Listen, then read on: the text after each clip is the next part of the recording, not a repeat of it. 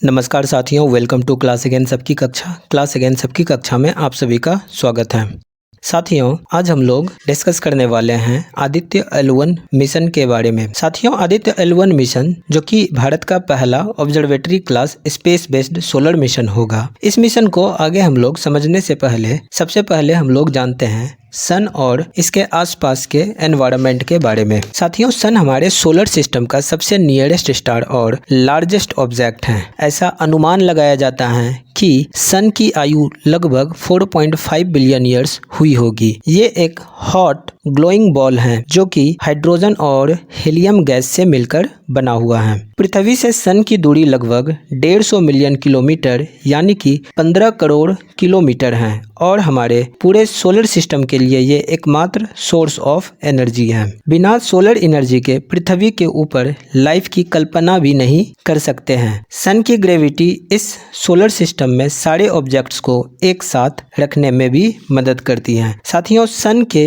जो सबसे बीच वाला हिस्सा है उसको कोर कहते हैं और यहाँ का टेम्परेचर लगभग 15 मिलियन डिग्री सेल्सियस यानी कि 1.5 करोड़ डिग्री सेल्सियस तक हो सकता है। इसी टेम्परेचर पर सन के कोर में न्यूक्लियर फ्यूजन प्रोसेस हो रहा होता है जो कि सूरज को huge amount of energy provide करता है। सन का विजिबल सरफेस फोटोस्फीयर कहलाता है जो कि रिलेटिवली कूल होता है और इसका टेम्परेचर अराउंड 5500 डिग्री सेल्सियस तक हो सकता है। अब साथियों, सवाल यह है कि सूरज के ऊपर हम लोग इतना अध्ययन क्यों कर रहे हैं, तो आइए इसका जवाब हम लोग ढूंढते हैं। चूंकि सन हमारे पृथ्वी के नियरेस्ट स्टार हैं तो इसका स्टडी हम लोग अच्छे से कर सकते हैं as compared to other stars. Sun का स्टडी करके हम लोग अपने गैलेक्सी मिल्की वे में मौजूद बाकी सारे स्टार्स के बारे में पता लगा सकते हैं। साथ साथ दूसरे गैलेक्सी में मौजूद स्टार्स के बारे में भी जानकारी प्राप्त कर सकते हैं। सन एक डायनामिक स्टार है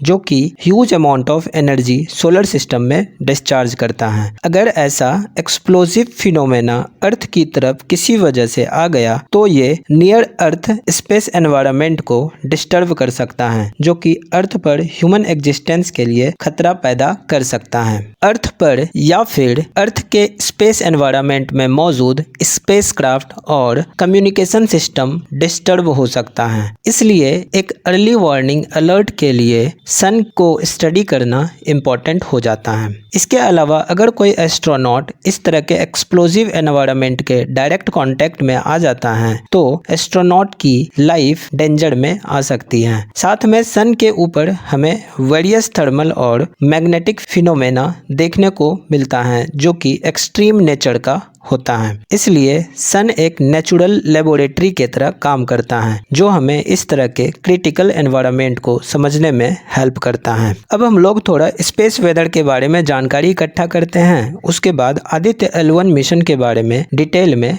चर्चा करेंगे। चूंकि सन के रेडिएशन, हीट और कांस्टेंट फ्लो ऑफ पार्टिकल्स और मैग्नेटिक फील्ड अर्थ के सरफेस को इन्फ्लुएंस करते रहता है तो सन से निकले कांस्टेंट फ्लो ऑफ पार्टिकल्स को सोलर विंड कहते हैं जो कि मोस्टली हाई एनर्जी प्रोटॉन से मिलकर बना होता है। इस हाई एनर्जी प्रोटॉन के साथ में solar magnetic field, coronal mass ejection जैसे एक्सप्लोसिव सोलर इवेंट्स स्पेस के नेचर को अफेक्ट करता है। इसी तरह के एक्सप्लोसिव इवेंट्स के दौरान नेचर ऑफ मैग्नेटिक फील्ड और पार्टिकल्स अर्थ के एनवायरनमेंट के आसपास आ जाता है। इस वजह से अर्थ के मैग्नेटिक फील्ड का इंटरेक्शन कोरोनल मास इजेक्शन के द्वारा कैरिड फील्ड के साथ होता है और ये ट्रिगर करता है magnetic disturbance near the earth surface. इस तरह का इवेंट अफेक्ट कर सकता है स्पेस एसेट की फंक्शनिंग को और इस तरह से अर्थ के आसपास के स्पेस वेदर को समझकर दूसरे प्लैनेट के स्पेस वेदर को भी समझा जा सकता है।